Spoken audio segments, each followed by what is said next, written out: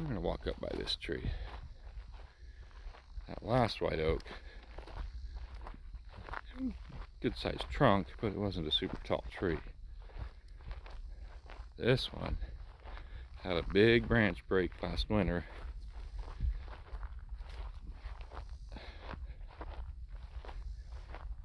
And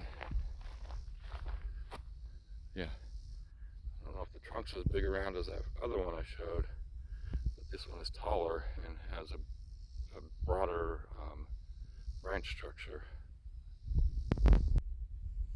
Alright, there is the trunk and branches of this white oak. It's a smaller diameter trunk, but it's a single trunk tree and not a multi-trunk, and then it goes up and splits into a bunch of branches.